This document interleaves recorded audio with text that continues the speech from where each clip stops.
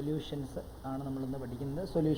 Solution എന്ന് പറഞ്ഞാൽ എന്താണെന്ന് നിങ്ങൾക്കറിയാം. നിങ്ങൾ നമ്മുടെ +1 ഫസ്റ്റ് ചാപ്റ്ററിനകത്ത് ഏറ്റവും ലാസ്റ്റ് ടോപ്പിക്കായിട്ട് നമ്മൾ പഠിച്ചൊരു ടോപ്പിക്കാണ് സൊല്യൂഷൻ. അപ്പം ഇത് ഡീറ്റെയിൽ ആയിട്ട് ആ കാര്യങ്ങളെല്ലാം നമ്മൾ ഇന്നിവിടെ പഠിക്കാൻ പോവുകയാണ്. സൊല്യൂഷൻ എന്ന് പറയുമ്പോൾ ഒരു ഹോമോജീനിയസ് മിക്സ്ചറാണ് കണ്ടെയ്നിങ് 2 or more കമ്പോണൻറ്റ്. നമുക്ക് നാരങ്ങാവെള്ളം ഒരു എക്സാമ്പിൾ എടുക്കാം. നാരങ്ങാവെള്ളം എക്സാമ്പിൾ എടുക്കുകയാണെങ്കിൽ അതിനകത്ത് വെള്ളവും നാരങ്ങയും അതുപോലെ ഉപ്പും മധുരവും ഇനിയും ഇഞ്ചി ഇടേണ്ടവർക്ക് ഇഞ്ചിയും അതേപോലെ തന്നെ കസ്കസ് ഇടേണ്ടവർക്ക് കസ്കസും അങ്ങനെ എന്ത് വേണേൽ ഇട്ടാലും അതെല്ലാം കൂടെ ചേർന്നുണ്ടാകുന്ന സൊല്യൂഷനാണ് ഇല്ലേ. അപ്പം നമുക്ക് അവിടെ അത്രയും പാർട്ടിക്കിൾസ് ഇട്ടിട്ടുള്ള സൊല്യൂഷനെ പറ്റി പഠിക്കാനില്ല. നമുക്ക് ബൈനറി സൊല്യൂഷനെ പറ്റിയാണ് പഠിക്കാനുള്ളത്. അതായത് സൊല്യൂഷൻ എന്ന് പറഞ്ഞാൽ സൊല്യൂട്ടും സോൾവെൻറ്റും കൊണ്ട് ചേർത്തുണ്ടാക്കിയ സംഭവത്തെയാണ് നമ്മൾ സൊല്യൂഷൻ എന്ന് പറയുന്നത്. അപ്പോൾ അവിടെ സൊല്യൂട്ട് എത്ര വേണേ ആവാം, സോൾവെൻറ്റ് ഒരെണ്ണേ ആവത്തുള്ളൂ. മനസ്സിലായോ? സോൾവെൻ്റ് എന്ന് പറയുമ്പം ഏറ്റവും കൂടുതൽ ക്വാണ്ടിറ്റിയിലുള്ള ആളിനെയാണ് നമ്മൾ സോൾവെൻ്റ് എന്ന് പറയുന്നത്. ഇപ്പം ഒരു പഞ്ചസാര എടുത്തിട്ട് നമ്മൾ വെള്ളത്തിനകത്ത് കലക്കുവാണെങ്കിൽ പഞ്ചസാര നമ്മൾ ഒരു ഗ്ലാസ് വെള്ളത്തിനകത്ത് നമ്മൾ കലക്കി. അപ്പോൾ അവിടെ വെള്ളം എന്ന് പറയുന്നത് സോൾവെൻറ്റും പഞ്ചസാര എന്ന് പറയുന്നത് സൊല്യൂട്ടുമാണ്. നാരങ്ങ വെള്ളം ഉണ്ടാക്കുന്ന സമയത്ത് വെള്ളം എന്ന് പറയുന്നത് സോൾവെൻറ്റും ബാക്കി നിങ്ങൾ എന്തൊക്കെ ചെറിയ ക്വാണ്ടിറ്റിയിൽ ആഡ് ചെയ്യുന്നതോ അതെല്ലാം സൊല്യൂട്ടാണ്. നാരങ്ങ നീരൊരു സൊല്യൂട്ടാണ്, പഞ്ചസാര ഉപ്പും സൊല്യൂട്ടാണ്, ഇഞ്ചി ഒരു സൊല്യൂട്ടാണ്, കസ്കസ് ഒരു സൊല്യൂട്ടാണ്. മനസ്സിലായോ? അപ്പോൾ ഇതെല്ലാം എന്താണ്? ഇതെല്ലാം സൊല്യൂട്ടുകളാണ്. അത് ഒത്തിരി ടൈപ്പ് മോളിക്യൂൾസ് അതിനകത്തുണ്ടാവും. പക്ഷേ നമുക്ക് അങ്ങനെയുള്ള സൊല്യൂഷനെ പറ്റിയല്ല പഠിക്കാനുള്ളത്. നമുക്ക് പഠിക്കാനുള്ളത് ബൈനറി സൊല്യൂഷനെ പറ്റിയാണ്. Having 1 solvent and 1 solute. Okay, അപ്പോൾ അതിൻ്റെ കൺസെപ്റ്റാണ്. മറ്റേത് വരുമ്പോഴത്തേക്കുണ്ടല്ലോ നമ്മൾ ഒത്തിരി കാര്യങ്ങളെ പറ്റിയൊക്കെ നമുക്ക് നോക്കേണ്ടതും പഠിക്കേണ്ടതായിട്ടും വരും. അപ്പോൾ ഇവിടെ നമ്മൾ ബൈനറി സൊല്യൂഷൻ മാത്രമാണ് നമ്മൾ പഠിക്കാനുള്ളത്. സൊല്യൂഷൻ എന്ന് പറഞ്ഞാൽ ഹോമോജീനിയസ് മിക്സ്ചറാണ്. ഹോമോജീനിയസ് എന്ന് പറഞ്ഞാൽ എന്താ? ഹോമോജീനിയസ് എന്ന് പറയുമ്പോഴത്തേക്കും യൂണിഫോം കോമ്പോസിഷൻ ആയിരിക്കും ത്രൂ ആയിട്ട്. ഉദാഹരണം പറയുകയാണെങ്കിൽ ഞാൻ ഒരു വലിയ പാത്രത്തിനകത്ത് നാരങ്ങ വെള്ളം കലക്കി വെച്ചിട്ട് ഞാൻ അതിൻ്റെ മുകളിൽ നല്ലതായിട്ട് കലക്കി വെച്ചിട്ട് നമ്മൾ അതിൻ്റെ മുകളിൽ നിന്ന് എടുത്ത് ഒരു ഗ്ലാസ് കുടിക്കുകയാണെങ്കിലും അതിൻ്റെ ഏറ്റവും ഡീപ്പായിട്ടുള്ള അതിൽ ഏറ്റവും താഴ്ഭാഗത്തുനിന്ന് നമ്മൾ ഒരു ഗ്ലാസ് നാരങ്ങ വെള്ളം ഒരു ഗ്ലാസ് വെള്ളം എടുത്ത് കുടിക്കുകയാണെങ്കിലും നമുക്ക് കിട്ടുന്ന ഇമ്പാക്റ്റ് എന്ന് പറയുന്നത് സെയിം ആയിരിക്കില്ല. നമുക്ക് കിട്ടുന്ന ടേസ്റ്റ് എന്ന് പറയുന്നത് സെയിം ആയിരിക്കും. അത് എന്തുകൊണ്ടാണെന്ന് ചോദിച്ചു കഴിഞ്ഞാൽ അത് ഒരു ഹോമോജീനിയസ് മിക്സ്ചർ ആയതുകൊണ്ടാണ്. നേരെ മറിച്ച് ഹെട്രോജീനിയസ് മിക്സ്ചർ ആയിരുന്നെങ്കിൽ ഇപ്പോൾ നമ്മൾ കഴിക്കുന്ന മിക്സ്ചറില്ലേ, അതായത് കപ്പലണ്ടിയൊക്കെയുള്ള മിക്സ്ചർ, അപ്പോൾ ആ മിക്സ്ചർ ബോംബെ മിക്സ്ചറോ അല്ലെങ്കിൽ എങ്ങനെ എന്തെങ്കിലും ഒരു എക്സാമ്പിൾ എടുക്കാം. അത് നിങ്ങൾ എടുക്കുകയാണെങ്കിൽ നിങ്ങൾ ആദ്യത്തെ തവണ എടുക്കുന്ന സമയത്ത് ചിലപ്പോൾ അതിനകത്ത് 5 കപ്പലണ്ടി ആയിരിക്കും, 4 ബൂന്തി ആയിരിക്കും, 2 ഉപ്പേരി കാണും അതിനകത്ത്. അങ്ങനെയുള്ള പല പാർട്ടികൾ പല എമൗണ്ടിലായിരിക്കും കാണുന്നത്. രണ്ടാമത് നിങ്ങൾ വീണ്ടും ഒരു കൈ എടുക്കുകയാണെങ്കിൽ നേരത്തെ 3 കപ്പലണ്ടി ഉണ്ടായിരുന്നെങ്കിൽ ഇപ്പോൾ ചിലപ്പോൾ അതിനകത്ത് കപ്പലണ്ടി കാണണമെന്നില്ല. ബൂന്തി നേരത്തെ 5 എണ്ണം ആണെങ്കിൽ ഇപ്പോൾ 10 എണ്ണം കാണും. അപ്പം അങ്ങനെ യൂണിഫോം കോമ്പോസിഷൻ അല്ലാത്ത മിക്സ്ചറുകളെയാണ് നമ്മൾ എന്തെന്ന് പറയുന്നത് ഹെട്രോജീനിയസ് എന്ന് പറയുന്നത്. പക്ഷേ സൊല്യൂഷൻ എപ്പോഴും എന്താ? സൊല്യൂഷൻ ഒരു ഹോമോജീനിയസ് മിക്സ്ചറാണ്. ഹോമോജീനിയസ് എന്ന് പറയുമ്പോൾ അതിൻ്റെ കോമ്പോസിഷൻ യൂണിഫോം ആയിരിക്കും ത്രൂ ഔട്ട്. അങ്ങനെയുള്ള സൊല്യൂഷനെ പറ്റിയാണ് നമ്മൾ ഈ ചാപ്റ്ററിനകത്ത് പഠിക്കാനായിട്ട് പോകുന്നത്. 9 ടൈപ്പ് സൊല്യൂഷൻ ഉണ്ട്. 9 ടൈപ്പ് സൊല്യൂഷൻ എന്ന് പറയുമ്പോൾ നമ്മൾ പൊതുവെ സൊല്യൂഷനെ കണക്കാക്കപ്പെട്ടിരിക്കുന്നത് ഒരു വെള്ളവും ഒരു വാട്ടർ കൺസെപ്റ്റിലുള്ളൊരു സാധനവും സോളിഡ് കോൺസെപ്റ്റിലുള്ള സാധനവും മിക്സ് ചെയ്യുമ്പോഴത്തേക്കും അവിടെ അതിനെ രണ്ടിനെയും വേർതിരിച്ച് മനസ്സിലാക്കാൻ പറ്റാത്ത തരത്തിൽ അത് മിക്സ് ആവുന്നതിനെ പറ്റിയാണെങ്കിൽ അത് തെറ്റാണ്. കാരണം സോളിഡ് ഇൻ ലിക്വിഡ് സൊല്യൂഷൻ മാത്രമല്ല ഈ ലോകത്തുള്ളത്. ശരിക്കും പറഞ്ഞാൽ solid solution, gaseous solution, liquid solution എന്ന് പറഞ്ഞാൽ 3 ടൈപ്പിൽ 9 സൊല്യൂഷനെ പറ്റി നമുക്ക് പഠിക്കാനുണ്ട്. അതായത് solid in liquid, solid in gas, solid in solid, അതേപോലെ liquid in liquid, liquid in gas, liquid in solid, അതുപോലെ gas in gas, gas in solid, gas in liquid, അങ്ങനെ 9 ടൈപ്പ് സൊല്യൂഷനെ പറ്റി നമുക്കിവിടെ പറയുന്നുണ്ട്. അതിൽ ഡീറ്റെയിൽ ആയിട്ട് പഠിക്കാനുള്ളത് നമുക്ക് 2 ടൈപ്പ് സൊല്യൂഷനെ പറ്റിയേ ഉള്ളൂ. ഓക്കെ ആണല്ലോ? അപ്പോൾ ഇത് ജസ്റ്റ് ഒരു ഇൻട്രൊഡക്ഷൻ പോലെ പറഞ്ഞാണ്. നിങ്ങൾ എഴുതുമ്പോൾ കുറച്ചുകൂടെ നന്നായിട്ട് മനസ്സിലാവും. അപ്പം താഴോട്ട് എഴുതുക, solutions are homogeneous mixture of 2 or more components.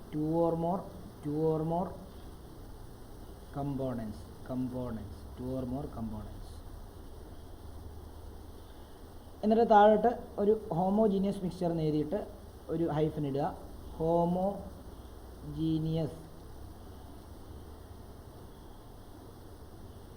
Mixture എന്ന് എഴുതിയിട്ട് ഒരു ഹൈഫൻ ഇടുക. എന്നിട്ട് എഴുതുക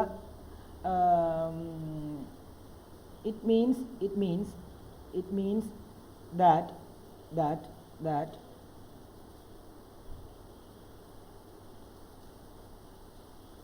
that the composition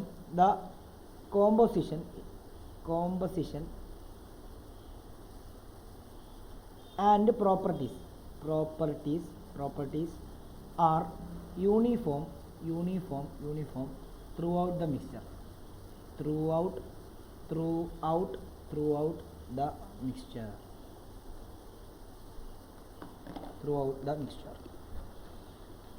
ഇനിയും ഇത് എല്ലാം ഓരോ ഡോട്ടിട്ട് എഴുതണേ. ഇനിയും അടുത്തത് വീണ്ടും നമ്മൾ ഒരു ഡോട്ട് ഇടുന്നു. എന്നിട്ട് solution is made up of two part.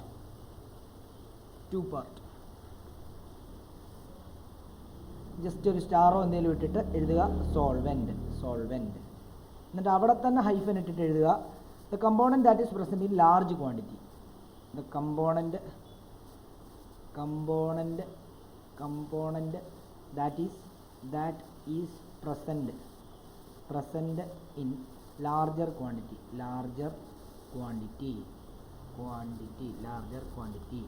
അതിനെയാണ് നമ്മൾ എന്തെന്ന് പറയുന്നത്? സോൾവെൻ്റ് എന്ന് പറയുന്നത്. ഓക്കെ ആണല്ലോ. ഇനിയും സൊല്യൂട്ട് എന്ന് പറഞ്ഞു കഴിഞ്ഞാൽ സോൾവെൻ്റ് അല്ലാത്ത ബാക്കിയുള്ള എല്ലാത്തിനെയും സൊല്യൂട്ട് എന്നാണ് പറയുന്നത്. അപ്പം സൊല്യൂട്ട് എന്ന് എഴുതിയിട്ട് വീണ്ടും ഒരു ഹൈഫൻ ഇടുക. എന്നിട്ട് എഴുതുക കമ്പോണൻസ്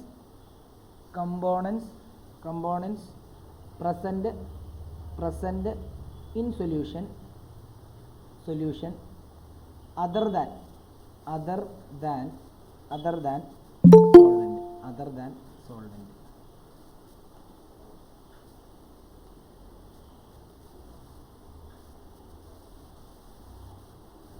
അപ്പോൾ എഴുതുക. അപ്പം എന്താണ് ദീപിക ഒരു അര പേജ് വിട്ടിട്ട് ഞാൻ ഈ പറയുന്ന കാര്യങ്ങൾ എഴുതിക്കോട്ടെ. ഒരു അര പേജ് വിടുക. Okay sir. അപ്പോൾ നമ്മൾ സൊല്യൂഷൻ എന്ന് പറഞ്ഞ ചാപ്റ്ററാണ് പഠിച്ചുകൊണ്ടിരിക്കുന്നത്. സൊല്യൂഷൻ എന്ന് പറയുമ്പം സൊല്യൂട്ടും സോൾവെൻറ്റും കൂടെ മിക്സ് ചെയ്ത് ഉണ്ടാകുന്ന ഒരു മിക്സ്ചറിനെയാണ് നമ്മൾ സൊല്യൂഷൻ എന്ന് പറയുന്നത്. സൊല്യൂഷൻ എപ്പോഴും ഹോമോജീനിയസ് ആയിരിക്കും. ഹോമോജീനിയസ് എന്ന് പറയുമ്പം അതിൻ്റെ കോമ്പോസിഷൻ ത്രൂ ഔട്ട് സെയിം ആയിരിക്കും. അപ്പം അങ്ങനെയുള്ള മിക്സ്ചറുകളെയാണ് നമ്മൾ ഹോമോജീനിയസ് മിക്സ്ചർ എന്ന് പറയുന്നത്. അതായത് അതിൻ്റെ സൊല്യൂഷൻ അതിൻ്റെ കോമ്പോസിഷൻസ് എല്ലായിടത്തും ഒരുപോലെ ആയിരിക്കും. അപ്പം സൊല്യൂഷനകത്ത് എന്തൊക്കെയുണ്ടെന്ന് പറഞ്ഞു, സോൾവെൻറ്റും സൊല്യൂട്ടും ഉണ്ടെന്ന് പറഞ്ഞു. അത് എങ്ങനെയൊക്കെയാണെന്നുള്ള കാര്യം പറഞ്ഞു. ഇനി അടുത്ത ഒരു ഡോട്ട് ഇട്ടിട്ട് ബൈനറി സൊല്യൂഷൻ ഹെഡിങ് കൊടുക്കുക. ബൈനറി സൊല്യൂഷൻ ഹെഡിങ് കൊടുക്കുക. ബൈനറി സൊല്യൂഷൻ എന്ന് പറയുമ്പം only one solute and one solvent are present. Only one solute and one solvent are present.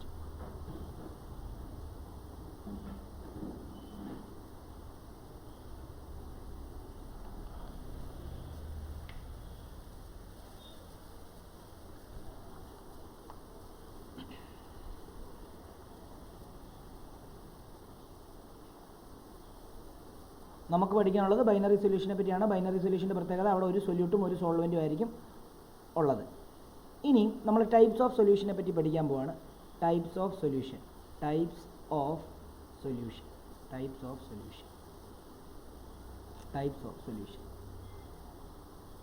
Types of സൊല്യൂഷനകത്ത് ഞാൻ നിങ്ങളോട് പറഞ്ഞു 9 ടൈപ്പ് സൊല്യൂഷനെ പറ്റി പഠിക്കാനുണ്ട്.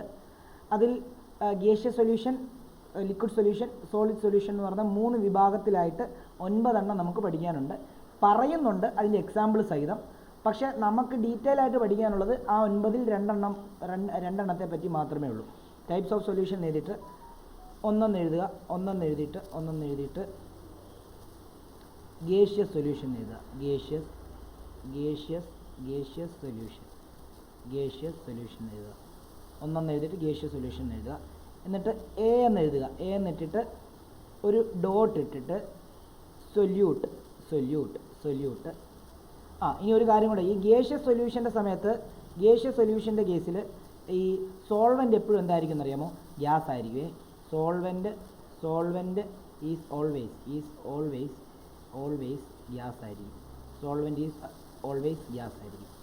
ഇനി നോക്കിയോ, എ എന്നിടുക. അവിടെ 3 ടൈപ്പ് സൊല്യൂഷൻസ് പോസിബിൾ ആണ്. സൊല്യൂട്ട് ഗ്യാസ് ആവാം,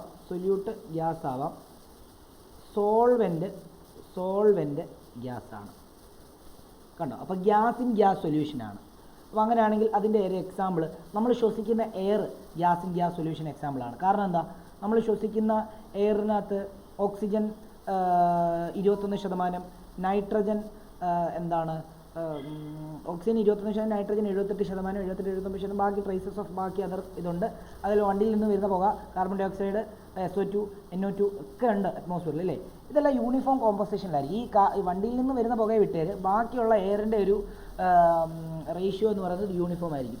അതായത് ഇവിടെ എന്താണ്, ഇപ്പം ഞാനിപ്പോൾ എൻ്റെ ഇൻസ്റ്റിറ്റ്യൂട്ടിലിരുന്ന് ശ്വസിക്കുന്ന എയറിനകത്തുള്ള ഗ്യാസിൻ്റെ കണ്ടൻസും അതേപോലെ തന്നെ അമേരിക്കയിലിരുന്ന് ഒരാൾ ശ്വസിക്കുന്ന ഗ്യാസിൻ്റെ കണ്ടൻറ്റും എന്തായിരിക്കും, സെയിം ആയിരിക്കും. വെളിയിലിരുന്ന് ക്ലാസ് അറ്റൻഡ് ചെയ്യുന്ന ആൾക്കാരുണ്ട്. വെളി മീൻസ് ഇൻ്റർനാഷണൽ ക്ലാസ്സിൽ അറ്റൻഡ് ചെയ്യുന്ന ആൾക്കാർ ഇവിടെ ഉണ്ട്. ഇപ്പം ഗൾഫ് കൺട്രീസിലാണെങ്കിലും ഈ ക്ലാസ് അറ്റൻഡ് ചെയ്യുന്ന ഇപ്പോൾ ശ്വസിക്കുന്ന എയറിൻ്റെ റേഷ്യോ എന്തായിരിക്കും, എയറിലുള്ള ഗ്യാസിൻ്റെ റേഷ്യോ സെയിം ആയിരിക്കും.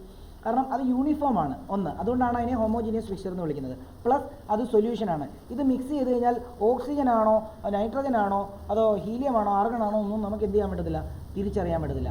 അതാണ് അതിൻ്റെ പ്രത്യേകത. അപ്പോൾ ഇതാണ് ഗ്യാസ് സൊല്യൂഷൻ്റെ എക്സാമ്പിളായിട്ട് നമുക്ക് എടുക്കാൻ പറ്റുന്നത്. എയർ വി ബ്രീത്ത് എന്ന് വേണം എടുക്കാം. അല്ലെങ്കിൽ എന്തെങ്കിലും രണ്ട് ഗ്യാസിൻ്റെ മിക്സ്ചറിനെ ഞങ്ങൾ എടുത്താൽ മതി.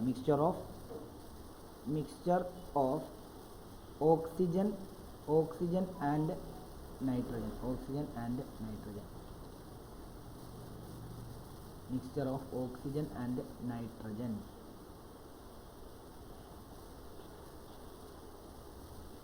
അടുത്തത് ബിക്കകത്ത് നമുക്ക് നോക്കാം. സൊല്യൂഷൻ എപ്പോഴും എന്താണ്, സോൾവെൻ്റ് എപ്പോഴും ഗ്യാസ് ആണ്. സൊല്യൂട്ട് ഗ്യാസ് ആവാം, സൊല്യൂട്ട് ലിക്വിഡ് ആവാം, സൊല്യൂട്ട് എന്താണ് സോളിഡ് ആവാം. അപ്പം രണ്ടാമത്തെ കേസിൽ സൊല്യൂട്ടിനെ ഞാൻ എന്തായിട്ട് എടുക്കാൻ പോകുന്നറിയോ, ലിക്വിഡായിട്ട് എടുക്കാൻ പോവാം. ലിക്വിഡ് സോൾവെൻ്റ് എന്ത് തന്നെയായിരിക്കും, സോൾവെൻ്റ് ഗ്യാസ് തന്നെയായിരിക്കും. ഗേഷ്യസ് സൊല്യൂഷനകത്ത് സോൾവെൻ്റ് എപ്പോഴും ഗ്യാസ് ആണ്. ഇനി ഇതിൻ്റെ എക്സാമ്പിൾ എല്ലാം പഠിച്ചോണം കേട്ടോ. ഈ 9 സൊല്യൂഷൻ്റെ എക്സാമ്പിൾ പഠിച്ചോണം, പരീക്ഷയ്ക്ക് ചോദിക്കാറുണ്ടായിരുന്നു കേട്ടോ. അപ്പം ഇതിനകത്ത് chloroform mixed with nitrogen gas. Chloroform എന്ന് പറയുമ്പോൾ ലിക്വിഡാണ്. അതിനെ നൈട്രജൻ ഗ്യാസിനകത്ത് മിക്സ് ചെയ്തുണ്ടാകുന്ന സൊല്യൂഷൻ ഒരു ലിക്വിഡ് ഇൻ ഗ്യാസ് സൊല്യൂഷൻ എക്സാമ്പിളാണ് എന്നുള്ള കാര്യം ആലോചിക്കുക. സി എന്ന് എഴുതുക, എന്നിട്ട് സൊല്യൂട്ട് എന്ന് പറയുന്നത് എന്താ, സൊല്യൂട്ട് എന്ന് പറയുന്നത് സോളിഡാണ്. സോൾവെൻ്റ് എന്ന് പറയുന്നത് എന്താണ്, സോൾവെൻ്റ് എന്ന് പറയുന്നത് ഇവിടെയും ഗ്യാസ് ആയിട്ടാണ് എടുക്കുന്നത്. ഓക്കെ, അപ്പോൾ അങ്ങനെയാണെങ്കിൽ ഇതിൻ്റെ എക്സാമ്പിൾ എന്താ, സോളിഡ് ഇൻ ഗ്യാസിന് എക്സാമ്പിൾ ഒരെണ്ണം പറയണം. എന്താണെന്നറിയോ, ക്യാംഫർ ഇൻ നൈട്രജൻ ഗ്യാസ്. അത് ഒരു സോളിഡ് ഗേഷ്യസ് സൊല്യൂഷൻ എക്സാമ്പിളാണ്. ക്യാംഫർ എന്ന് പറയുമ്പോൾ കർപ്പൂരം. ക്യാംഫർ ഇൻ നൈട്രജൻ ഗ്യാസ് ഇതിനൊരു എക്സാമ്പിളാണ്, ഓർക്കുക. അപ്പോൾ നമ്മൾ 3 ടൈപ്പ് സൊല്യൂഷനെ പറ്റി പഠിച്ചു. അത് ഗേഷ്യസ് സൊല്യൂഷൻ്റെ ഹെഡിങ്ങിൻ്റെ താഴെ വരുന്നതാണ്. ഗേഷ്യസ് സൊല്യൂഷനിനകത്ത് സോൾവെൻ്റ് എപ്പോഴും ഗ്യാസ് ആയിരിക്കും. കൂടുതൽ ക്വാണ്ടിറ്റിയിലുള്ളത് എപ്പോഴും ഗ്യാസ് ആയിരിക്കും. നമ്മൾ ഓൾറെഡി പറഞ്ഞു, നമ്മൾ സൊല്യൂഷനകത്ത് ബൈനറി സൊല്യൂഷൻ എന്ന് പറയുമ്പോൾ ഒരു സൊല്യൂട്ടും ഒരു സോൾവെൻറ്റും. അതിൽ ഏറ്റവും കൂടുതൽ ക്വാണ്ടിറ്റിയിൽ ഏത് കമ്പോണൻ്റ് ആണോ ഉള്ളത് അതായിരിക്കും എന്താണ് സോൾവെൻ്റ് ആയിട്ട് എടുക്കുക. അപ്പം ഇവിടെ നമ്മൾ ഈ 3 കേസിലും ഗ്യാസ് ആണ് കൂടുതൽ എമൗണ്ടിലുള്ളത്. അതുകൊണ്ട് തന്നെ അതിനെയാണ് സോൾവെൻ്റ് ആയിട്ട് എടുത്തിരിക്കുന്നത്. ഓക്കെ, ഇതേപോലെ തന്നെ അടുത്തത് ലിക്വിഡ് സൊല്യൂഷൻ ഉണ്ട്. ലിക്വിഡ് സൊല്യൂഷൻ എഴുതിയിട്ട് ലിക്വിഡ് സൊല്യൂഷൻ എഴുതാം. ലിക്വിഡ് സൊല്യൂഷനകത്ത് സോൾവെൻ്റ് എപ്പോഴും എന്തായിരിക്കും, സോൾവെൻ്റ് ഈസ് ഓൾവേസ് എന്തായിരിക്കും, ലിക്വിഡ് ആയിരിക്കും. അപ്പം ഇവിടെ എഴുതുക. ഇവിടെ ഇതിനകത്ത് നമുക്ക് പറയാനുള്ളത് സോൾവെൻ്റ് നമുക്ക് എ എന്ന് എഴുതാം. വീണ്ടും എ എന്ന് എഴുതിയിട്ട് ഒരു ഡോട്ട് ഇടാം. അവിടെ സൊല്യൂട്ട് എന്ന് പറയുന്നത് എന്തായിരിക്കും, സൊല്യൂട്ട് എന്ന് പറയുന്നത് ഗ്യാസ്. ആദ്യത്തേത് ഗ്യാസ്, സൊല്യൂട്ട് എന്ന് പറയുന്നത് ഗ്യാസ് ആയിട്ട് എടുത്തു. സോൾവെൻ്റ് എന്ത് തന്നെയാണ്, സോൾവെൻ്റ് ലിക്വിഡാണ്. നമുക്കറിയാം, നമ്മൾ ഇന്ന് കുടിക്കുന്ന, അതായത് നമ്മുടെ ഓഫ്ലൈൻ പിള്ളേർ ഇവിടെ വരുന്ന സമയത്ത് നിങ്ങൾ എന്ത് ചെയ്യും, പെപ്സിയും 7-അപ്പും ഒക്കെ കടയിൽ നിന്നൊക്കെ മേടിച്ച് കുടിക്കുന്നത് ഞാൻ കാണാറുണ്ട്. അത് ഒരു എന്താണ്, ഗ്യാസിൻ ലിക്വിഡിന് എക്സാമ്പിളാണ്. അതെന്താണെന്ന് ചോദിച്ചു കഴിഞ്ഞാൽ, ലിക്വിഡിനകത്ത് ഹൈ പ്രഷറിൽ കാർബൺ ഡൈ ഓക്സൈഡ് നിറയ്ക്കുന്നതാണ് ഈ പറഞ്ഞ പോലെ കാർബണേറ്റഡ് ഡ്രിങ്ക് ആയിട്ടുള്ള പെപ്സി, 7-അപ്പ്, മിറിൻഡ എല്ലാം. അത് ഒരു എന്താണ് ലിക്വിഡ് സൊല്യൂഷൻ എക്സാമ്പിളാണ്. ഗ്യാസിൻ ലിക്വിഡ് സൊല്യൂഷൻ എക്സാമ്പിളാണ്. അപ്പം എക്സാമ്പിൾ കൊടുക്കാം. എന്താണ്, കാർബണേറ്റഡ് ഡ്രിങ്ക് എന്ന് കൊടുക്കാം, അല്ലെങ്കിൽ ഓക്സിജൻ ഡിസോൾഡ് ഇൻ വാട്ടർ എന്ന് കൊടുക്കാം, കാർബണേറ്റഡ് ഡ്രിങ്ക് എന്ന് കൊടുക്കാം. കാർബണേറ്റഡ് ഡ്രിങ്ക് അല്ല വേണ്ട, കാർബണേറ്റഡ് ഡ്രിങ്ക് എന്ന് കൊടുത്തു കഴിഞ്ഞാൽ അതിനകത്ത് കുറേ സൊല്യൂട്ടുകളുണ്ട്. അതവിടെ കാർബണേറ്റഡ് ഡ്രിങ്ക് നമുക്ക് എടുക്കാം, അതവിടെ നിൽക്കട്ടെ. ഇങ്ങനെ കൊടുക്കുക, oxygen dissolved in water, oxygen dissolved. Carbonated drink എടുക്കാം കേട്ടോ. ഞാൻ ഇവിടെ നമ്മൾ ബൈനറി സൊല്യൂഷനെ പറ്റി പറയുന്നതുകൊണ്ട് അതിനകത്ത് ഒരു സൊല്യൂട്ടും ഒരു സോൾവെൻറ്റും അല്ലേ ഉണ്ടാവാൻ പാടുള്ളൂ. കാർബണേറ്റഡ് ഡ്രിങ്കിനകത്ത് കുറേ സൊല്യൂട്ടുകൾ ആഡ് ചെയ്യുന്നുണ്ട്. തൽക്കാലം നമ്മൾ ഇനി അങ്ങോട്ടേക്ക് പഠിക്കാൻ പോകുന്ന സമയത്ത് കാർബണേറ്റഡ് ഡ്രിങ്കിൻ്റെ കാര്യം തന്നെ വെച്ചിട്ടാണ് എക്സാമ്പിൾ എടുക്കുന്നത് കേട്ടോ. അത് ഓർത്തോണം. Oxygen dissolved in water, oxygen എന്തെങ്കിലും ഉണ്ട്, ഓക്സിജൻ ഡിസോൾഡ് ഇൻ വാട്ടർ.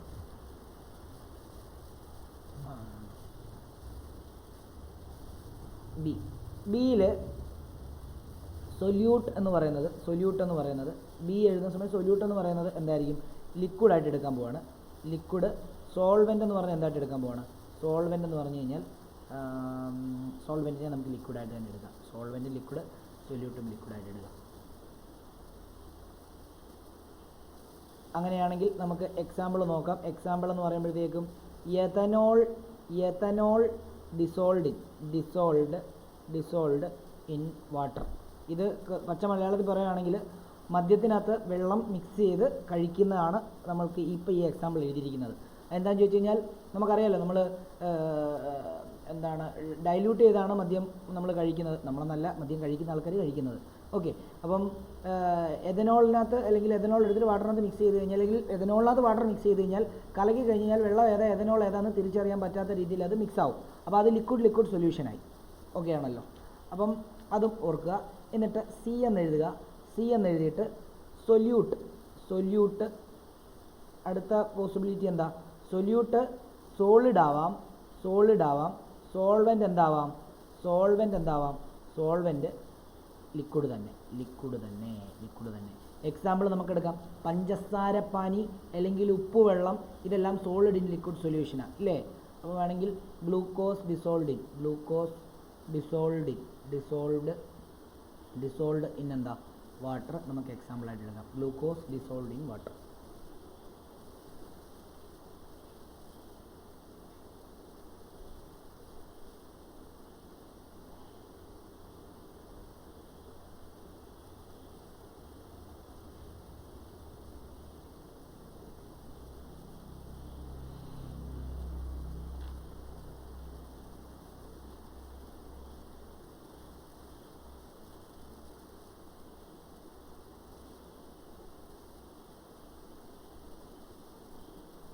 ഇനിയും അടുത്തത് മൂന്നാമത്തേത്, നമ്മൾ ഗേഷ്യസ് സൊല്യൂഷൻ കഴിഞ്ഞു, ലിക്വിഡ് സൊല്യൂഷൻ കഴിഞ്ഞു. ഇനി നമ്മൾ സോളിഡ് സൊല്യൂഷൻ എടുക്കാൻ പോകുന്നത്. സോളിഡ് സൊല്യൂഷനാണ് എടുക്കാൻ പോകുന്നത്. Solid solution. അതിനകത്ത് സോൾവെൻ്റ് എപ്പോഴും എന്തായിരിക്കും? Solvent is always solid. ഇവിടെയും 3 പോസിബിലിറ്റിയിലുണ്ട്. ഗ്യാസ് ഇൻ സോളിഡ് ഉണ്ട്, ലിക്വിഡ് ഇൻ സോളിഡ് ഉണ്ട്, അതേപോലെ സോളിഡ് ഇൻ സോളിഡും ഉണ്ട്. അപ്പം നമുക്ക് ഇവിടെ എ എന്ന് എഴുതിയിട്ട് സൊല്യൂട്ട് എന്താ? സൊല്യൂട്ട് എന്ന് പറയുന്നത് നമുക്ക് ഗ്യാസായിട്ട് എടുക്കാം. സോൾവെൻ്റ് എന്ന് പറയുന്നത് നമുക്ക് സോളിഡായിട്ട് എടുക്കാം. ഈ നമ്മൾ കഴിഞ്ഞ ചാപ്റ്റർ പഠിച്ചപ്പോൾ നമ്മൾ പറഞ്ഞാണ് എക്സാമ്പിൾ. ഷീ എന്ന് പറയുന്നൊരു സംഭവം നമ്മൾ പഠിച്ചായിരുന്നു, സ്റ്റാൻഡേർഡ് ഹൈഡ്രജൻ ഇലക്ട്രോഡ്. അതിനകത്ത് ഇലക്ട്രോഡ് പ്ലാറ്റിനവും അവിടെ ഉണ്ടാകുന്ന ഹൈഡ്രജന് ആ പ്ലാറ്റിനത്തിൽ ഇങ്ങനെ മിക്സ് ചെയ്തിട്ടായിരിക്കും ഇരിക്കുന്നത്. പ്ലാറ്റിനം അതിൻ്റെ സർഫസ് പ്രൊവൈഡ് ചെയ്യത്തുള്ളൂ റിയാക്ഷന് വേണ്ടി. അപ്പം അങ്ങനെ ഒരു കൺസെപ്റ്റ് ഞാൻ പഠിപ്പിച്ചായിരുന്നു. അപ്പോൾ അത് ശരിക്കും പറഞ്ഞാൽ ഒരു ഗ്യാസ് ഇൻ സോളിഡ് സൊല്യൂഷൻ എക്സാമ്പിളാണ് കേട്ടോ. അത് ഒന്ന് ഓർത്ത് വെച്ചേക്കുക. നമ്മളിവിടെ പറയാൻ പോകുന്നത് പ്ലാറ്റിനത്തിന് പകരം പലേഡിയം എന്ന് പറയുന്ന ഒരു ഇതിൻ്റെയാണ് നമ്മൾ പറയാൻ പോകുന്നത്. അപ്പം അത് എഴുതുക. എന്താണ് എക്സാമ്പിൾ എഴുതുക? Solution of hydrogen in palladium. ഞാൻ സൊല്യൂഷൻ്റെ ഷോർട്ട് ഫോമാണ് എഴുതുന്നത്. സൊല്യൂഷൻ ഓഫ്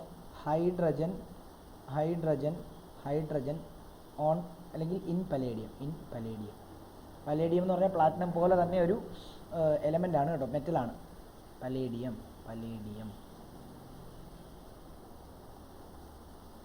അടുത്തത് ബി എന്ന് എഴുതിയിട്ട് എന്താണ്? സൊല്യൂട്ട് എന്താ? അടുത്ത പോസിബിലിറ്റി എന്താ? സൊല്യൂട്ട് ലിക്വിഡ് ആകാം. സോൾവെൻ്റ് എന്താണ്? സോൾവെൻ്റ് ഗ്യാസ് ആവാം. ഇതും നമ്മൾ മെർക്കുറി സെല്ല് പഠിച്ചപ്പം നമ്മളവിടെ സിങ്ക് മെർക്കുറി കപ്പിൾ എന്ന് പറഞ്ഞ ZnHg നമ്മൾ ബ്രാക്കറ്റിൽ എങ്ങാണ്ട് എഴുതി ഇങ്ങനൊരു സംഭവം പഠിപ്പിച്ചായിരുന്നു. അതെന്താണെന്ന് ചോദിച്ചു കഴിഞ്ഞാൽ മെർക്കുറിയുമായിട്ട് ഏത് മെറ്റൽ മിക്സ് ചെയ്തെന്ന് പറഞ്ഞാലും അവിടെ ഗ്യാസ് അല്ല കേട്ടോ, ഇത് ലിക്വിഡിൻ സോളിഡാണ്. സോൾവെൻ്റ് എപ്പോഴും സോളിഡ് അല്ലേ, സോളിഡാണ്, ഞാൻ ഗ്യാസ് എന്ന് എഴുതി, സോറി, സോളിഡ്. അപ്പം ഈ ലിക്വിഡിൻ സോളിഡ് എന്ന് പറയുമ്പോഴത്തേക്കും നമുക്ക് കഴിഞ്ഞ ദിവസം നമ്മൾ പഠിപ്പിച്ച എന്താണ്, ഏതായിരുന്നു ഇപ്പം ഞാൻ പറഞ്ഞത്, മെർക്കുറി സെല്ലിനകത്ത് സിങ്ക് മെർക്കുറി കപ്പിൾ അല്ലെങ്കിൽ സിങ്ക് മെർക്കുറി അമാൽഗം എന്ന് പറയും. അമാൽഗം എന്ന് പേര് പറയാൻ കാരണം മെർക്കുറിയുമായിട്ട് ഏത് മെറ്റൽ എന്താണ് ക്ലോസ് ആയിട്ടിരുന്നാലും നമ്മൾ അതിനെ, അല്ലെങ്കിൽ സൊല്യൂഷൻ ഫോം ചെയ്താലും അതിനെ അമാൽഗം എന്നാണ് പറയുന്നത്. അപ്പം സിങ്ക് ഇരുന്നാൽ സിങ്ക് മെർക്കുറി അമാൽഗം, സോഡിയം ഇരുന്നാൽ സോഡിയം മെർക്കുറി അമാൽഗം, സിൽവർ ഇരുന്നാൽ സിൽവർ മെർക്കുറി അമാൽഗം. ഓക്കെ, അപ്പോൾ നമ്മൾ അവിടെ സിങ്ക് മെർക്കുറി അമാൽഗമാണ് നമ്മൾ അവിടെ ആനോഡായിട്ട് ഉപയോഗിച്ചതെന്നാണ് എൻ്റെ ഒരു ഓർമ്മ. അപ്പം അത് തന്നെ നമുക്കിവിടെ എക്സാമ്പിൾ വേണമെങ്കിൽ എഴുതാം, അല്ലെങ്കിൽ സിങ്ക് ഇങ്ങനെ എഴുതാം. എന്താ എക്സാമ്പിൾ, സിങ്ക് മെർക്കുറി അമാൽഗമെന്നോ അല്ലെ സോഡിയം സിങ്ക് അമാൽഗമെന്നോ നിങ്ങൾക്ക് ഇഷ്ടമുള്ള പോലെ എഴുതാം. അമാൽഗം ഓഫ്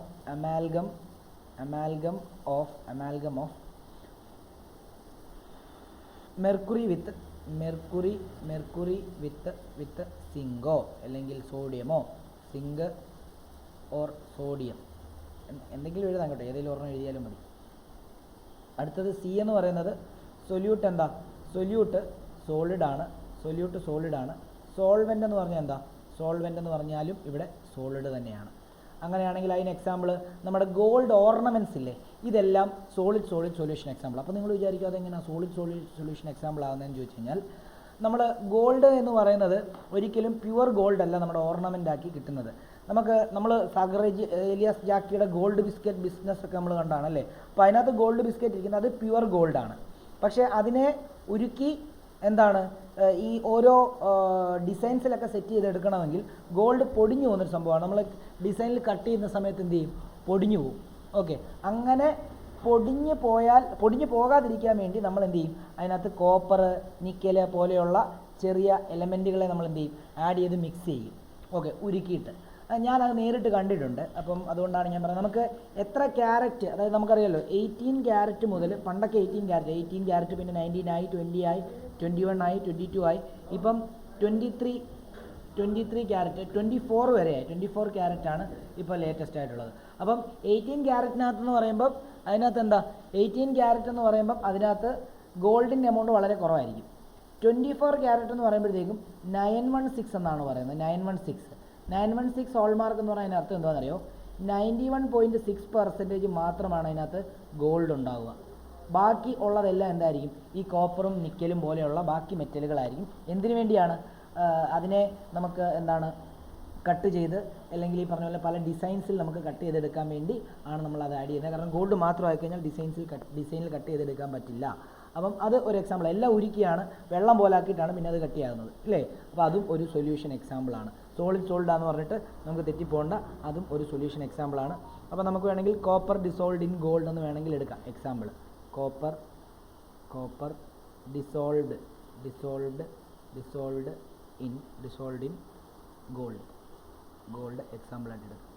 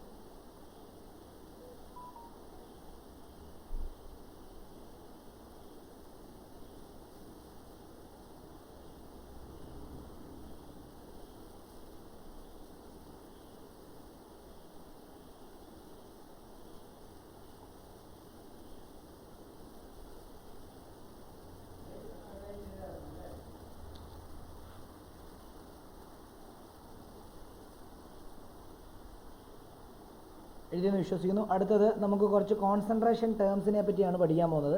കാരണം നമുക്ക് ഇതിനകത്ത് കോൺസെൻട്രേഷൻ കണ്ടുപിടിക്കാൻ പറഞ്ഞ് കുറേ കൺസെപ്റ്റുകളുണ്ട്. അപ്പോൾ ആ കോൺസെൻട്രേഷൻ നമ്മൾ എടുക്കുന്നത് പല ടേമിലായിരിക്കും. ചിലപ്പോൾ മാസ് ബൈ മാസ് പെർസെൻറ്റേജിലായിരിക്കും എടുക്കുന്നത്, ചിലപ്പോൾ വോളിയം ബൈ വോളിയം പെർസെൻറ്റേജിലായിരിക്കും എടുക്കുന്നത്, ചിലപ്പോൾ മാസ് ബൈ വോളിയം പെർസെൻറ്റേജിലായിരിക്കും എടുക്കുന്നത്, ചിലപ്പോൾ പാർട്സ് പെർ മില്യണിലായിരിക്കും എടുക്കുന്നത്, ചിലപ്പോൾ മൊളാരിറ്റിയിലായിരിക്കും എടുക്കുന്നത്, ചിലപ്പോൾ മൊളാലിറ്റിയിലായിരിക്കും എടുക്കുന്നത്, ചിലപ്പോൾ മോൾ ഫ്രാക്ഷനിലായിരിക്കും എടുക്കുന്നത്. എന്നാൽ നമുക്ക് ഈ ചാപ്റ്ററിനകത്ത് ഏറ്റവും ലാസ്റ്റ് പറഞ്ഞ മോൾ ഫ്രാക്ഷൻ, മൊളാരിറ്റി, അതേപോലെ തന്നെ മൊളാലിറ്റി പോലുള്ള 3 ഇതിനകത്താണ് നമ്മൾ ഡെറിവേഷൻസ് എല്ലാം കവർ ചെയ്യുന്നത്. ന്യൂമറിക്കൽ ചെയ്യുമ്പോൾ ചിലപ്പോൾ മാസ് ബൈ മാസ് പെർസെൻറ്റേജും വെയിറ്റ് ബൈ വെയിറ്റ് പെർസെൻറ്റേജും മാസ് ബൈ മാസ് പെർസെൻറ്റേജും വോളിയം ബൈ വോളിയം പെർസെൻറ്റേജും വെച്ചിട്ടുള്ള ന്യൂമറിക്കൽ ചിലപ്പോൾ വരാറുണ്ട്.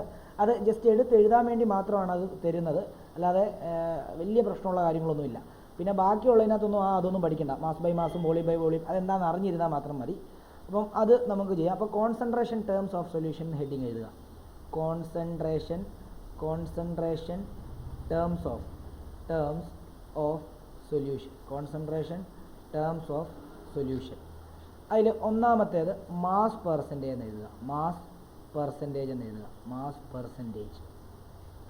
മാസ് പെർസെൻറ്റേജിനെ നമ്മൾ ചിലപ്പം ന്യൂമറിക്കൽ തരുമ്പം തന്നെ ഇങ്ങനെയായിരിക്കും തരുന്നത്, ഡബ്ല്യു ബൈ ഡബ്ല്യു എന്നോ അല്ലെങ്കിൽ എം ബൈ എം എന്നോ ആയിരിക്കും തരിക. അതിനർത്ഥം എന്താണെന്നറിയോ? ഞാൻ ഒരുമിച്ച് എഴുതാൻ പോവുകയാണേ. മാസ് പെർസെൻറ്റേജ് ഓഫ് നമുക്കിപ്പോൾ സൊല്യൂട്ടിൻ്റെ വേണമെങ്കിലും കണ്ടുപിടിക്കാം, സോൾവെൻറ്റിൻ്റെ വേണമെങ്കിലും കണ്ടുപിടിക്കാം. രണ്ടും കണ്ടുപിടിക്കാനുള്ള ഇക്വേഷൻ then ഇങ്ങനെയാണ്. ഞാൻ ഒരുമിച്ച് എഴുതുകയാണ്. Mass percentage of solute or solvent, രണ്ടും ഒരുമിച്ച്. സോൾവെൻറ്റ് എന്ന് പറയുന്നത് നമുക്ക് ഇങ്ങനെയാണ്: mass of solute or solvent divided by mass of solution into 100 എന്നായിരിക്കും എഴുതിയിടുക. Mass percentage of solute or solvent will be is equal to mass of solute or solvent divided by എന്താണ്? Mass of solution into 100. അതായത് രണ്ടായിട്ടാണ് എഴുതുന്നത്. ഞാൻ ഒരുമിച്ച് ഒറ്റ ഇക്വേഷനായിട്ട് അങ്ങ് എഴുതിയെന്നേ ഉള്ളൂ. ഓക്കെ. ഇനി ഇതിൻ്റെ ഒരു എക്സാമ്പിൾ നമ്മൾ എങ്ങനെയാണ് കൺസിഡർ ചെയ്യുന്നതെന്നൊരു എക്സാമ്പിൾ ഞാൻ തരാം. അതായത് 10% ഗ്ലൂക്കോസ് ഇൻ വാട്ടർ. ചിലപ്പോൾ ന്യൂമറിക്കൽ ചോദിക്കുമ്പോൾ ഇതിൻ്റെ മാസ് ഒന്നും തരത്തില്ല, പകരം 10% ഗ്ലൂക്കോസ് ഇൻ വാട്ടർ എന്നേ തരത്തുള്ളൂ. അതിനർത്ഥം എന്താണെന്നറിയോ? Means 10 gram of glucose dissolved in 90 gram of water, resulting in 100 gram solution.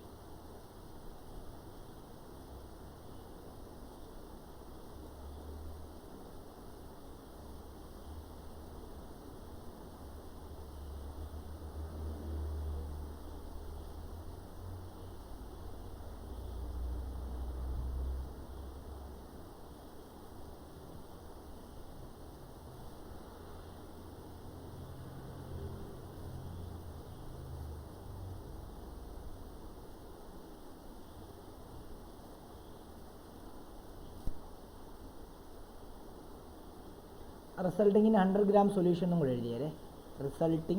Resulting in 100 gram solution നമ്മൾ എഴുതിയ പെർസെൻറ്റേജ് ആണ്. Mass percentage.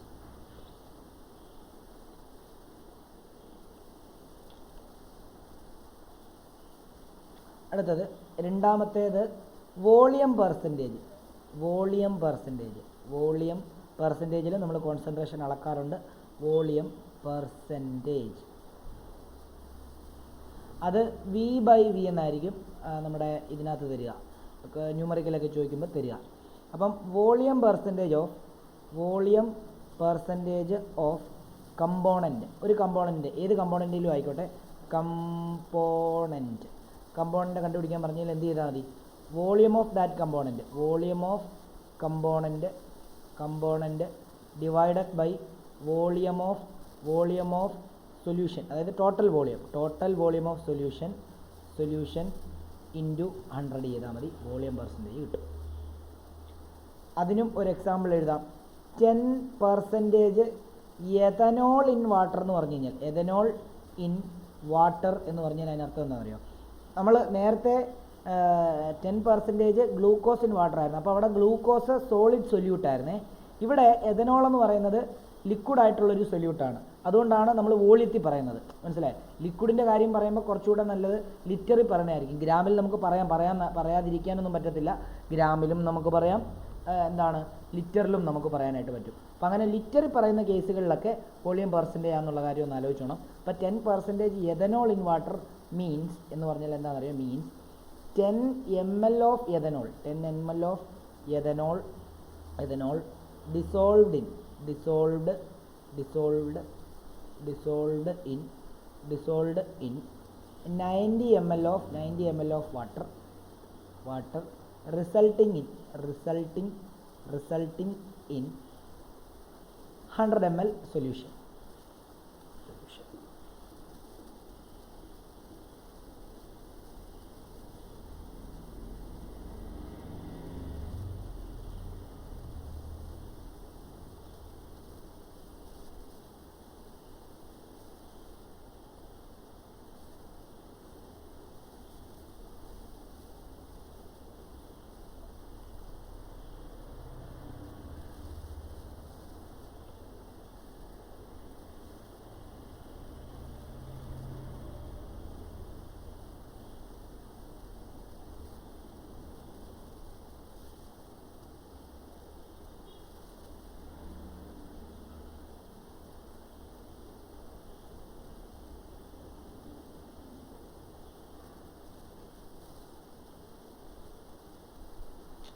എഴുതിയെന്ന് വിശ്വസിക്കുന്നു. മൂന്നാമത്തെ കോൺസെൻട്രേഷൻ ടേം എന്ന് പറയുന്നത് മാസ് ബൈ വോളിയം പെർസെൻറ്റേജ് ആണ്. മാസ് ബൈ വോളിയം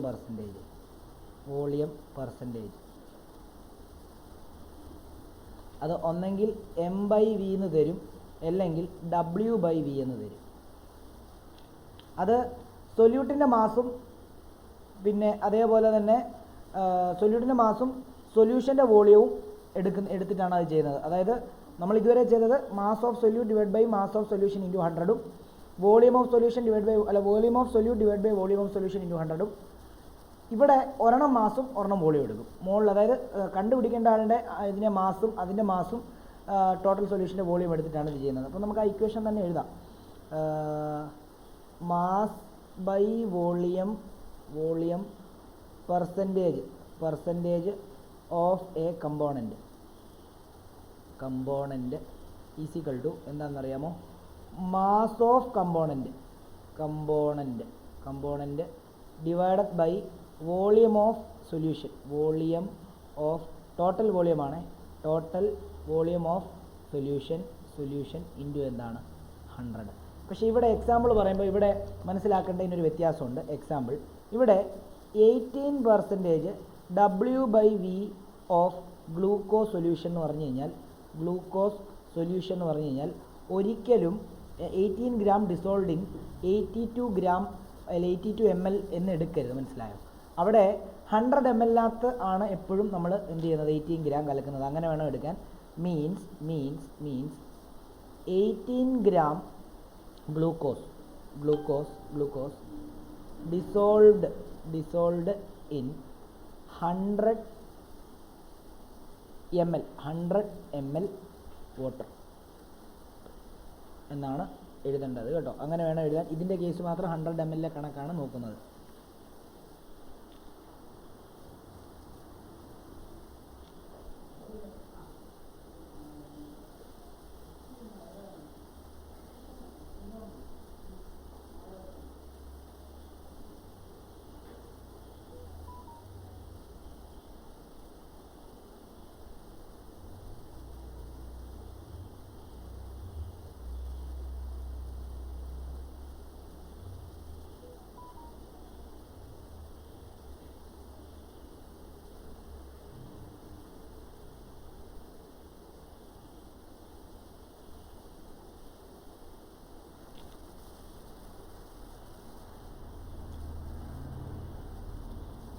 അടുത്തത് പാർട്സ് പെർ മില്യൺ. അതൊന്നും പഠിക്കാനൊന്നുമില്ല, എന്നാലും ഞാൻ എൻ്റെ ഒരു സമാധാനത്തിന് വേണ്ടി അങ്ങ് തരുവാണ്.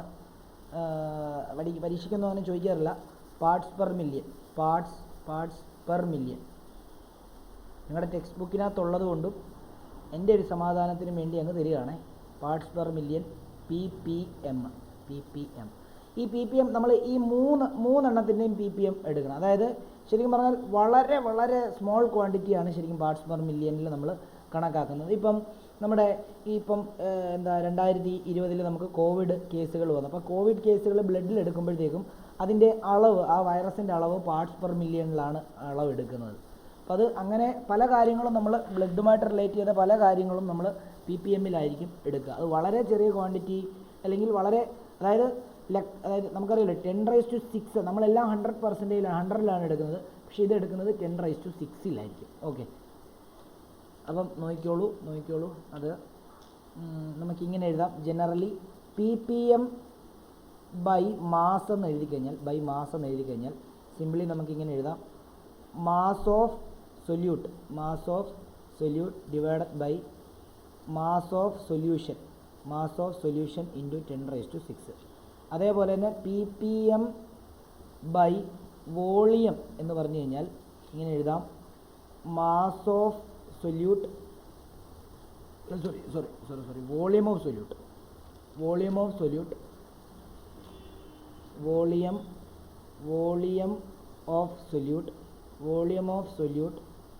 Solute divided by volume of solution into 10⁻6 എന്ന് എഴുതാം. ഇനിയും പാർട്സ് പെർ മില്യൺ ഓഫ് എന്താണ് മാസ് ബൈ വോളിയം. ഇതിനെ നമുക്ക് വേണമെങ്കിൽ ഇങ്ങനെ എഴുതാം.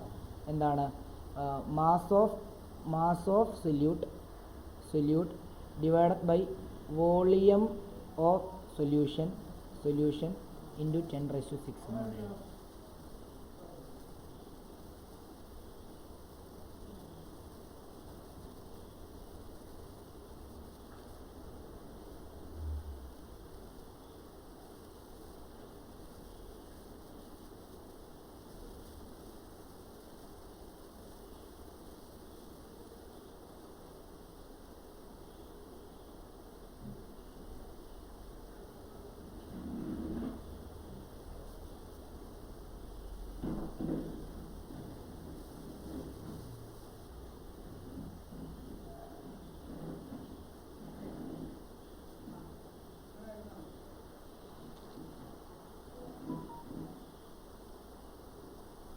എഴുതിയെന്ന് വിശ്വസിക്കുന്നു. അടുത്തത് മോൾ ഫ്രാക്ഷൻ ആണ്.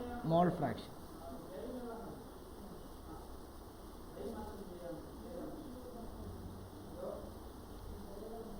ഫ്രാക്ഷനെ ഡിനോട്ട് ചെയ്യുന്ന സിമ്പൽ കൈ എന്നാണ് പറയുന്നത്. കൈ എന്നാണ് പറയുന്നത്. അപ്പോൾ മോൾ ഫ്രാക്ഷൻ ഒരു പ്രാവശ്യം ഡെഫിനിഷനായിട്ട് ചോദിച്ചായിരുന്നു 1 മാർക്കിന്. അപ്പം നിങ്ങൾ ഈ ഇക്വേഷൻ തന്നെ ഡെഫിനിഷൻ ഫോമിൽ അങ്ങ് എഴുതിയാൽ മതി. ഞാനിപ്പോൾ ഇക്വേഷൻ മാത്രമായിട്ടാണ് തരുന്നത്. മോൾ ഫ്രാക്ഷൻ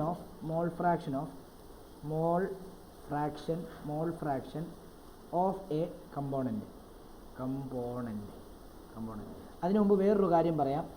ഈ സൈഡിലോട്ട് എവിടെയെങ്കിലും എഴുതി വെച്ചോ.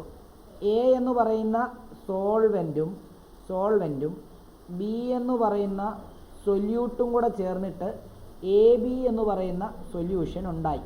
ഓക്കെ. സോൾവെൻറ്റിനെ എല്ലാം എ ആയിട്ടും ഈ ചാപ്റ്ററിനകത്ത് സോൾവെൻറ്റിനെ എല്ലാം എ ആയിട്ടും സൊല്യൂട്ട് മോളിക്യൂളിനെ എല്ലാം ബി ആയിട്ടും ആയിരിക്കും നമ്മൾ എടുക്കുക. ഇപ്പം സൊല്യൂട്ടിൻ്റെ മാസ് കണ്ടുപിടിക്കാൻ പറഞ്ഞു കഴിഞ്ഞാൽ WB എന്ന് എടുക്കും. സൊല്യൂട്ടിൻ്റെ മോളാർ മാസ് കണ്ടുപിടിക്കാൻ പറഞ്ഞു കഴിഞ്ഞാൽ MB എന്ന് എടുക്കും. സോൾവെൻറ്റിനെ ആണെങ്കിൽ WA MA അങ്ങനെയായിരിക്കും നമ്മൾ എടുക്കുന്നത്. ഓക്കെ ആണല്ലോ. ഓക്കെ. ഇനിയും എനിക്ക് ഈ AB എന്ന് പറയുന്ന സൊല്യൂഷനകത്തെ A എന്ന് പറയുന്ന ആളുടെ മോൾ ഫ്രാക്ഷൻ കണ്ടുപിടിക്കണമെങ്കിൽ എന്ത് ചെയ്യും? B എന്ന് പറയുന്ന ആളുടെ മോൾ ഫ്രാക്ഷൻ കണ്ടുപിടിക്കണമെങ്കിൽ എന്ത് ചെയ്യും? ജനറലി ഇതാണ് mole fraction of A component is equal to നമുക്കിങ്ങനെ എഴുതാം. Number of moles of the component divided by total number of moles of all the component in solution. ഇങ്ങനെയായിരിക്കും വരുന്നത്. അതായത് നമുക്കിപ്പോൾ എയുടെ മോൾ ഫ്രാക്ഷൻ കണ്ടുപിടിക്കണമെങ്കിൽ കൈ എ എന്ത് ചെയ്യണം?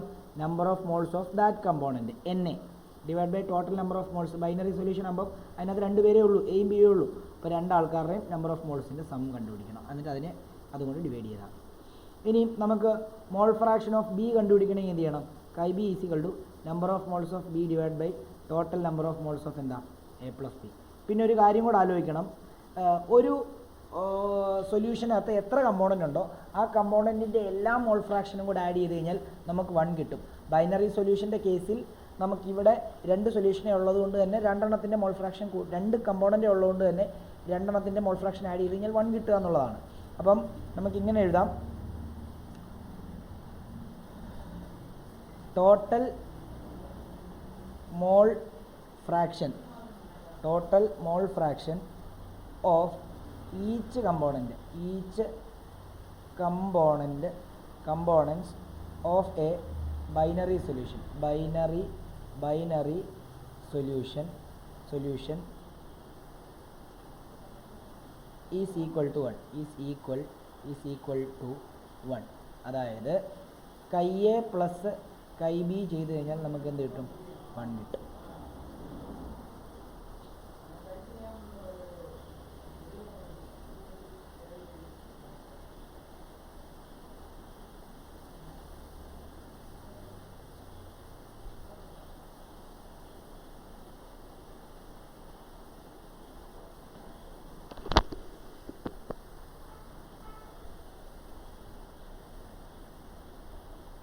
ഓക്കെ, ക്ലിയർ ആണെന്ന് വിശ്വസിക്കുന്നു. ഇതിൻ്റെ അടുത്തതിലേക്ക് പോവാണ്. ഹെഡിങ് എഴുതാം, molarity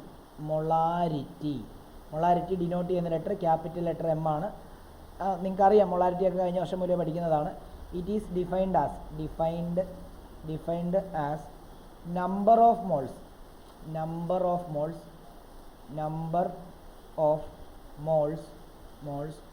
of solute present in 1 liter volume of solution. നമുക്ക് മൊളാരിറ്റി ക്യാപിറ്റൽ M എന്ന് പറഞ്ഞു കഴിഞ്ഞാൽ നമുക്ക് simply number of moles of solute divided by എന്തെന്ന് എഴുതാം?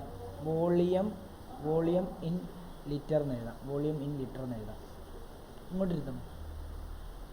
ഇങ്ങോട്ടിരിക്കുന്നു നനയോ? ഇങ്ങോട്ടിരിക്കണോ? ഇവിടെ ഇരിക്കണോ?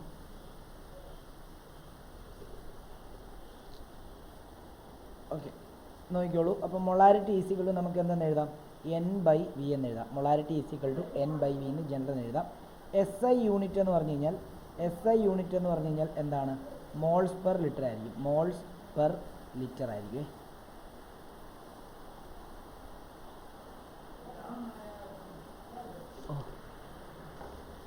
കുഞ്ഞുങ്ങളെ ഒറ്റ സെക്കൻഡ് ഒന്ന് എഴുതിയെടുക്കുക, ഒറ്റ സെക്കൻഡ്.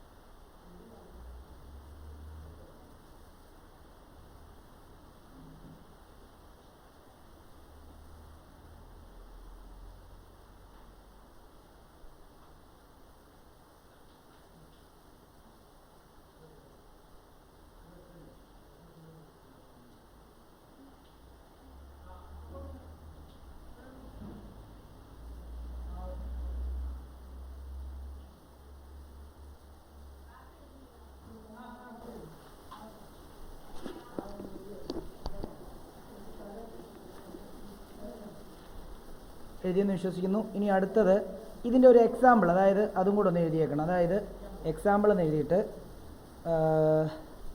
0.25 മോളാർ NaOH സൊല്യൂഷൻ എന്ന് പറഞ്ഞു കഴിഞ്ഞാൽ അതിനർത്ഥം എന്താണെന്നുള്ള കാര്യം മനസ്സിലാക്കണം. Solution means 0.25 moles of NaCl dissolved in 1 liter of solution. 0.25 mole NaOH solution. Molar NaOH solution means 0.25 moles of NaCl അല്ല NaOH ആണ്. NaOH dissolved in 1 liter of solution ആണ്. ഇനി അടുത്തത് മൊളാലിറ്റിയും കൂടി എഴുതാം. മൊളാലിറ്റി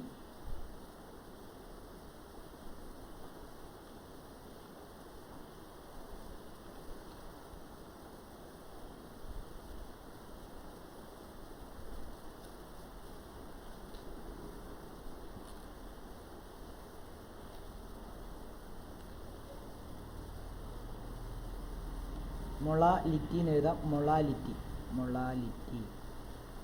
മൊളാലിറ്റി സ്മോൾ എം ആണ്. Molality small M ആണ്. അത് പറയുന്നത് എന്താണെന്നറിയാമോ? It is defined as number of moles of solute dissolved in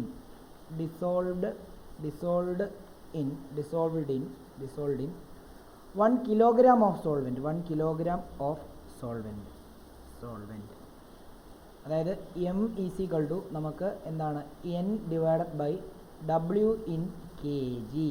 അതായത് weight of solvent in K G ആണ് കേട്ടോ. ഇങ്ങനെ വേണം എഴുതാം. ഇവിടെ മോൾസ് പെർ കെ ജി ആയിരിക്കും യൂണിറ്റ് എന്ന് പറയുന്നത് മോൾ പെർ കെ ജി ആയിരിക്കും. അതേപോലെ തന്നെ ഒരു എക്സാമ്പിൾ കൊടുത്തിട്ട് എഴുതാം. 1 മോളാൽ സ്മോൾ എം ആണ്. മോളാൽ KCl സൊല്യൂഷൻ മീൻസ് എന്താണെന്നറിയാമോ? 1 മോൾ of KCl dissolved in 1 kilogram of water എന്നാണ്.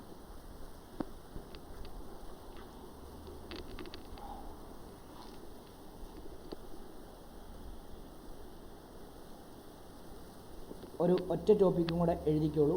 അതായത് മൊളാരിറ്റിയെക്കാളിലും കൂടുതൽ അഡ്വാൻറ്റേജ് ഇൻ കേസ് ഓഫ് എന്താണ് നമ്മൾ ഈ ന്യൂമറിക്കലൊക്കെ ചെയ്യുന്ന സമയത്തും ആപ്ലിക്കേഷൻ കൂടുതലും മൊളാലിറ്റിക്കാണ്. പക്ഷെ നമ്മൾ കൂടുതലും യൂസ് ചെയ്യുന്നത് മൊളാലിറ്റിയാണ്.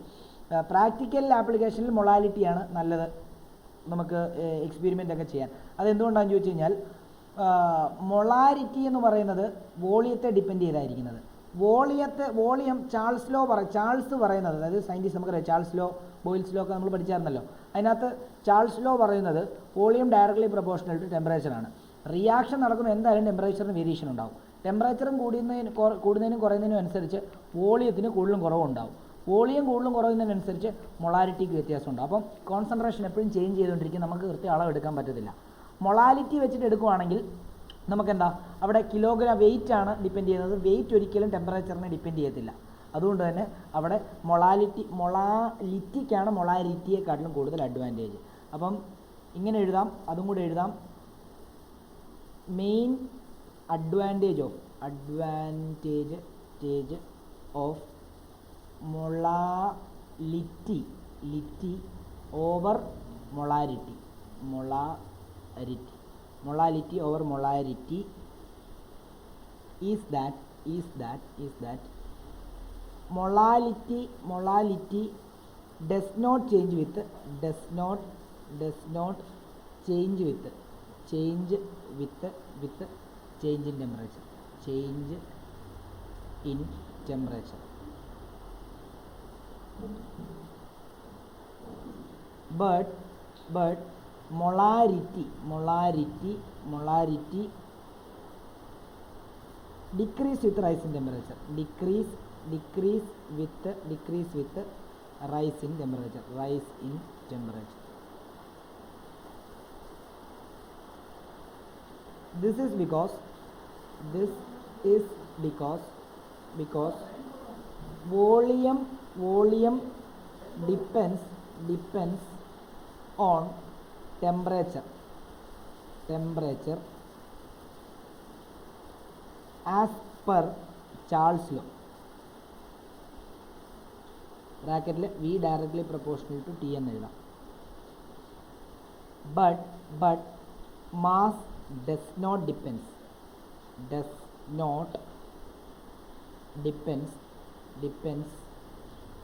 on temperature. ഇത് പരീക്ഷയ്ക്ക് ഒരു പ്രാവശ്യം 2 മാർക്കിന് ചോദിച്ചൊരു ചോദ്യമാണ് കേട്ടോ. ഏതോ ഒരു കൊല്ലം 17-ലാന്ന് തോന്നുന്നു, ഏതോ ഒരു കൊല്ലം ചോദിച്ചൊരു ചോദ്യമാണ്. അത് നമുക്കറിയാം. നമുക്ക് ഇവിടെ നോക്കിയാൽ ഇവിടെ molarity capital M equal to N/V ആണ്. V directly proportional to T ആണ്. അതായത് ടെമ്പറേച്ചർ കൂടുന്നതിനും കുറയുന്നതിനനുസരിച്ച് വോളിയം കൂടുകയോ കുറയുകയോ ചെയ്യും. വോളിയം കൂടിയാൽ മൊളാരിറ്റി കുറയും, എന്നാൽ വോളിയം കുറഞ്ഞാൽ മൊളാരിറ്റി കൂടും. ഈ വോളിയത്തിനെ കുറയ്ക്കണമെങ്കിലും കൂട്ടില്ലെങ്കിലും ടെമ്പറേച്ചർ കുറയ്ക്കുകയും കൂട്ടുകയും ചെയ്താൽ മതി. നമുക്കറിയാം റിയാക്ഷൻ ആവുന്ന സമയത്ത് നമ്മളൊന്നും ചെയ്യേണ്ട ആവശ്യമില്ല. നമ്മളൊരു ടെമ്പറേച്ചർ കൊടുത്താലും അവിടെ ടെമ്പറേച്ചർ കൂടുകയും കുറയും. എക്സോതെർമിക് എൻഡോതെർമിക് ഒക്കെ നടക്കുന്നതിൻ്റെ ഭാഗമായിട്ട് അവിടെ എന്താ ടെമ്പറേച്ചറിന് വേരിയേഷൻ ഉണ്ടാവും. ആ വേരിയേഷൻ മൂലം വോളിയത്തിന് വേരിയേഷൻ ഉണ്ടാവും. വോളിയത്തിന് വേരിയേഷൻ ഉണ്ടാകുമ്പോൾ കോൺസെൻട്രേഷൻ വേരിയേഷൻ ഉണ്ടാവും. മൊളാരിറ്റിയിലുള്ള കോൺസെൻട്രേഷന് വേരിയേഷൻ ഉണ്ടാവും. മൊളാരിറ്റി വെച്ചിട്ടാണ് എടുക്കുന്നതെങ്കിൽ. ഓക്കെ, അപ്പം ഇന്ന് ഇത്രയുമേ പഠിപ്പിക്കാനായിട്ട് ഉദ്ദേശിക്കുന്നുള്ളൂ.